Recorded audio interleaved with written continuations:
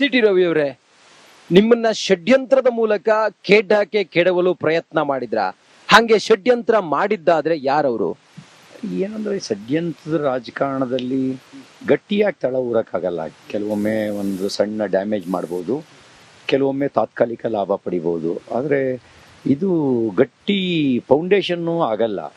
ಜನಪರ ಕಾರ್ಯದ ಮೂಲಕ ನಾವು ಗಟ್ಟಿಯಾಗಬೇಕೇ ಹೊರತು, ನನಗೆ ಹೆಮ್ಮೆ ಇದೆ. ಸಿದ್ಧಾಂತದ ಪ್ರಶ್ನೆ ಬಂದರೆ, ರಾಷ್ಟ್ರದ ಪ್ರಶ್ನೆ ಬಂದರೆ ನಾನು ರಾಜಿ ಆಗಿಲ್ಲ. ನೇರವಾಗಿ ನಿಷ್ಠುರವಾಗಿ ಹೇಳಬೇಕಾಗಿರೋದನ್ನ ಹೇಳ್ತೀನಿ. ಯಾರ ಜೊತೆನಲ್ಲೂ ಕಾಂಪ್ರಮೈಸ್ ಮಾಡಿಕೊಂಡು ಗಿವ್ ಅಂಡ್ ಟೇಕ್ ಪಾಲಿಸಿ ಇಟ್ಕೊಂಡು ರಾಜಕಾರಣನೂ ಮಾಡಿಲ್ಲ. ವಿರೋಧಿಗಳು ಜಾಸ್ತಿ ಇದ್ದಾರೆ. ಈ ಕಾರಣದಿಂದಾಗಿ ಅದು ಒಂದು ಕಾರಣ ಇರಬಹುದು. ರಾಜಿರಹಿತ ರಾಜಕಾರಣವೂ ಒಂದು ಕಾರಣ ಇರಬಹುದು. ಸರ್, ಸಿಟಿ ರವಿ ಅವರೇ, ನಿಮ್ಮನ್ನ ಷಡ್ಯಂತ್ರದ ಮೂಲಕ ಖೇಡ್ಡಾಕೆ ಕೆಡವಲು ಪ್ರಯತ್ನ ಮಾಡಿದ್ರ? ಹಾಗೆ ಷಡ್ಯಂತ್ರ ಮಾಡಿದ್ದಾದ್ರೆ ಯಾರವರು? ಏನಂದ್ರೆ ಷಡ್ಯಂತ್ರದ ರಾಜಕಾರಣದಲ್ಲಿ ಗಟ್ಟಿಯಾಗಿ ತಳ ಊರಕ್ಕಾಗಲ್ಲ.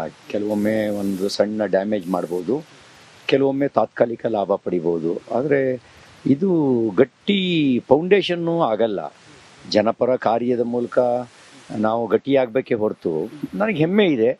ಸಿದ್ಧಾಂತದ ಪ್ರಶ್ನೆ ಬಂದರೆ, ರಾಷ್ಟ್ರದ ಪ್ರಶ್ನೆ ಬಂದರೆ ನಾನು ರಾಜಿ ಆಗಿಲ್ಲ. ನೇರವಾಗಿ ನಿಷ್ಠುರವಾಗಿ ಹೇಳಬೇಕಾಗಿರೋದನ್ನ ಹೇಳ್ತೀನಿ.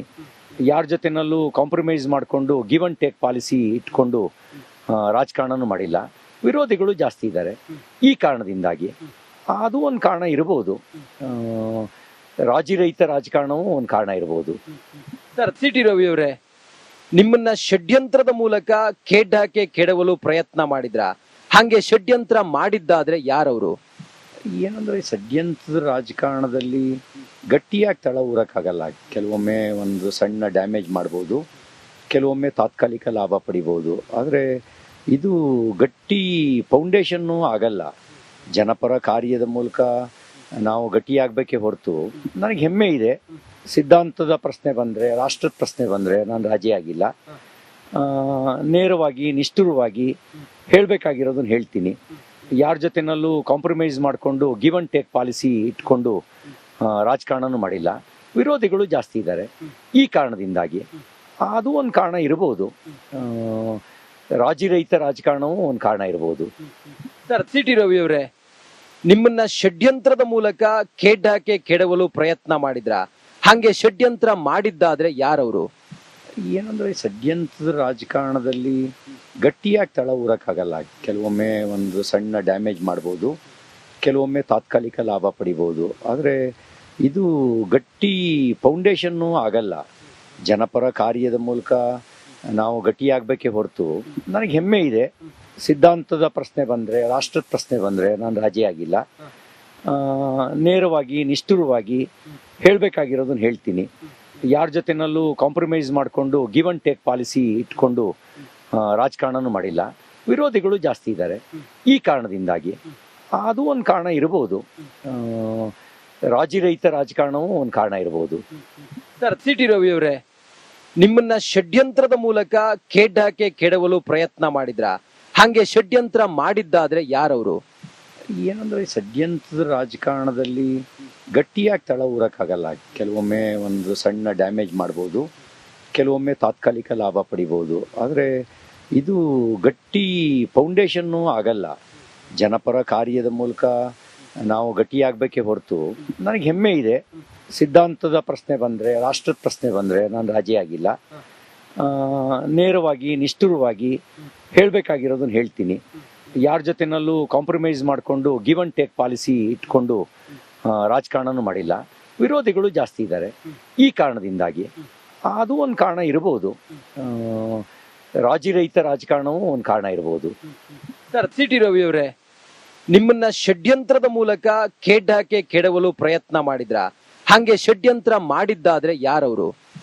ಏನಂದ್ರೆ ಷಡ್ಯಂತ್ರದ ರಾಜಕಾರಣದಲ್ಲಿ ಗಟ್ಟಿಯಾಗಿ ತಳ ಊರಕ್ಕಾಗಲ್ಲ. ಕೆಲವೊಮ್ಮೆ ಒಂದು ಸಣ್ಣ ಡ್ಯಾಮೇಜ್ ಮಾಡ್ಬೋದು, ಕೆಲವೊಮ್ಮೆ ತಾತ್ಕಾಲಿಕ ಲಾಭ ಪಡಿಬೋದು. ಆದರೆ ಇದು ಗಟ್ಟಿ ಫೌಂಡೇಶನ್ನು ಆಗಲ್ಲ.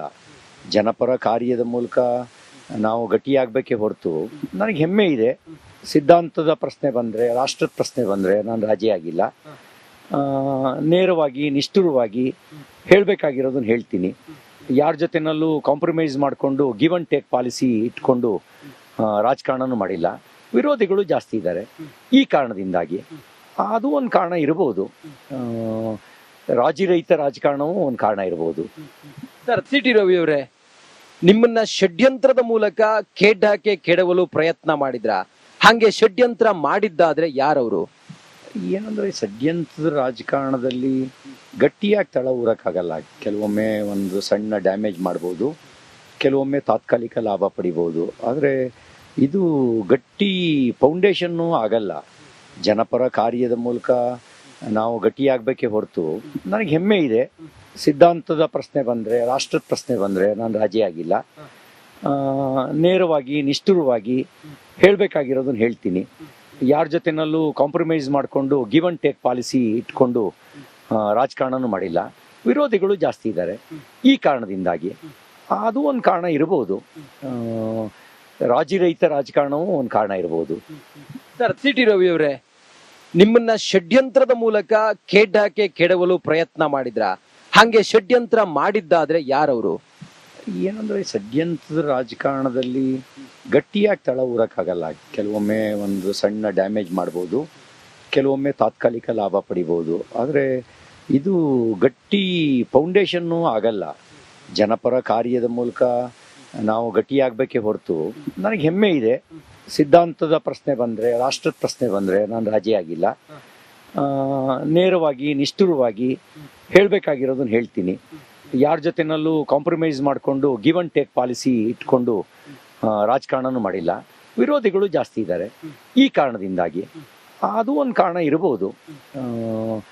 ರಾಜಿರಹಿತ ರಾಜಕಾರಣವೂ ಒಂದು ಕಾರಣ ಇರಬಹುದು. ಸರ್, ಸಿ ಟಿ ರವಿ ಅವರೇ, ನಿಮ್ಮನ್ನ ಷಡ್ಯಂತ್ರದ ಮೂಲಕ ಕೆಡವಲು ಪ್ರಯತ್ನ ಮಾಡಿದ್ರ? ಹಾಗೆ ಷಡ್ಯಂತ್ರ ಮಾಡಿದ್ದಾದ್ರೆ ಯಾರವರು? ಏನಂದ್ರೆ ಷಡ್ಯಂತ್ರದ ರಾಜಕಾರಣದಲ್ಲಿ ಗಟ್ಟಿಯಾಗಿ ತಳ ಊರಕ್ಕಾಗಲ್ಲ.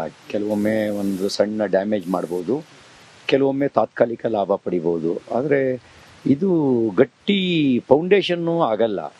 ಜನಪರ ಕಾರ್ಯದ ಮೂಲಕ ನಾವು ಗಟ್ಟಿಯಾಗಬೇಕೇ ಹೊರತು, ನನಗೆ ಹೆಮ್ಮೆ ಇದೆ. ಸಿದ್ಧಾಂತದ ಪ್ರಶ್ನೆ ಬಂದರೆ, ರಾಷ್ಟ್ರದ ಪ್ರಶ್ನೆ ಬಂದರೆ ನಾನು ರಾಜಿ ಆಗಿಲ್ಲ. ನೇರವಾಗಿ ನಿಷ್ಠುರವಾಗಿ ಹೇಳಬೇಕಾಗಿರೋದನ್ನ ಹೇಳ್ತೀನಿ. ಯಾರ ಜೊತೆನಲ್ಲೂ ಕಾಂಪ್ರಮೈಸ್ ಮಾಡಿಕೊಂಡು ಗಿವ್ ಅಂಡ್ ಟೇಕ್ ಪಾಲಿಸಿ ಇಟ್ಕೊಂಡು ರಾಜಕಾರಣನೂ ಮಾಡಿಲ್ಲ. ವಿರೋಧಿಗಳು ಜಾಸ್ತಿ ಇದ್ದಾರೆ. ಈ ಕಾರಣದಿಂದಾಗಿ ಅದು ಒಂದು ಕಾರಣ ಇರಬಹುದು.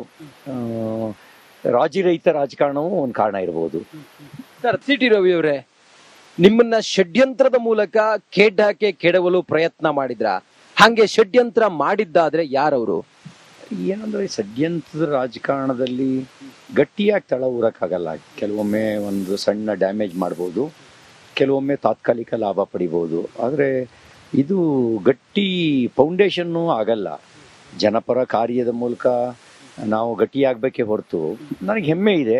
ಸಿದ್ಧಾಂತದ ಪ್ರಶ್ನೆ ಬಂದರೆ, ರಾಷ್ಟ್ರದ ಪ್ರಶ್ನೆ ಬಂದರೆ ನಾನು ರಾಜಿ ಆಗಿಲ್ಲ. ನೇರವಾಗಿ ನಿಷ್ಠುರವಾಗಿ ಹೇಳಬೇಕಾಗಿರೋದನ್ನ ಹೇಳ್ತೀನಿ. ಯಾರ ಜೊತೆನಲ್ಲೂ ಕಾಂಪ್ರಮೈಸ್ ಮಾಡಿಕೊಂಡು ಗಿವ್ ಅಂಡ್ ಟೇಕ್ ಪಾಲಿಸಿ ಇಟ್ಕೊಂಡು ರಾಜಕಾರಣನೂ ಮಾಡಿಲ್ಲ. ವಿರೋಧಿಗಳು ಜಾಸ್ತಿ ಇದ್ದಾರೆ. ಈ ಕಾರಣದಿಂದಾಗಿ ಅದು ಒಂದು ಕಾರಣ ಇರಬಹುದು. ರಾಜಿರಹಿತ ರಾಜಕಾರಣವೂ ಒಂದು ಕಾರಣ ಇರಬಹುದು.